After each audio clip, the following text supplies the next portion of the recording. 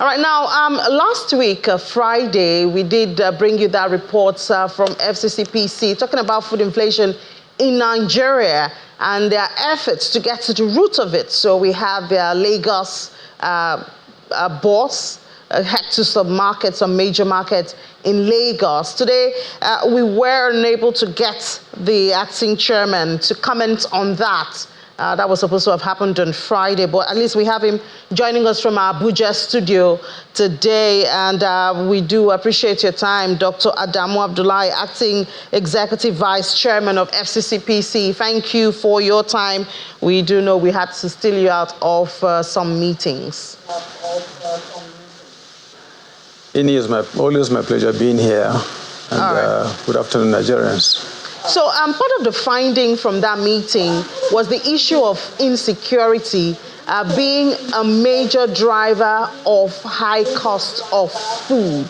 At least that's what we got, from your Lagos representative. I wonder what you are going to do or you have done with that information. You see, of course, that's not within our purview, because issues of security, naturally, we can only report to government. We're all aware of this recent development in which some gunmen went to a farm and gunned down all the farmers there. And their complaint was that who even asked you to come to the farm in the first instance? We have given you notice not to come to the farm this year. So it's not a matter of paying ransom any longer. It's no longer a matter of paying for your security. It's now a matter of losing your life when you go to the farm. That's a very, very serious development, and I'm very positive that government is doing something very, very serious about it. The best we can do is, of course, give our information to the security agencies, which we have done. And that is the way to go about it. But beyond that, it's not only the issue of security that we uncovered when we went on these market investigations, this fact-finding mission that we are doing all over the country. Issue is there are real distortions in the market. Let's start with the conditions of the roads. Even though government, we know, is doing its very best, and the rainy season is upon us.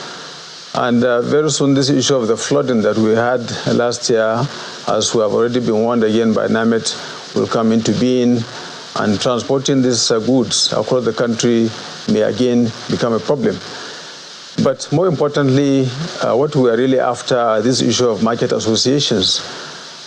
We now have food associations in the market, egg sellers, yam sellers, butchers, and these people knowingly or unknowingly sit down and fix prices. That is against the law. So we are telling market managements that they should call their associations to order. What we are doing at the moment is just advocacy.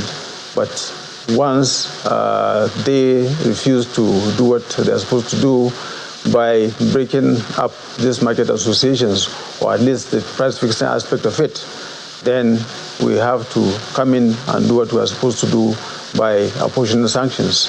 All right, Dr. Abdullahi. Dr. Abdullahi, we're going to ask you to tell us some of those sanctions, in a bit, and also what consumers can do to protect themselves, or perhaps how they can reach out to you. But just before we go there, we have to speak to our DSTV viewers that we're heading to Abuja now, the Federal Capital Territory, where there's the commissioning of the full scope development of Arterial Road N20. Part of it was commissioned yesterday. Onex today continues. That's for our DSTV viewers. But for our other viewers, we keep on. Dr. Abdullahi, so we would like to know, what are some of those sanctions that, these sellers could face, and how do consumers get into the loop to ensure that their rights are protected, which is what FCCPC is all about?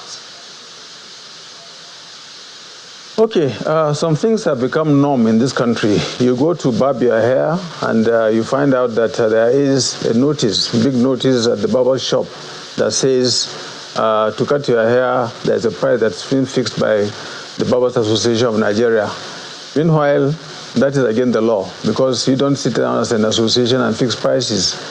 all we do is to make sure that there's a level playing field, and the cost of business to different service providers differs from place to place and from area to area, even in one town.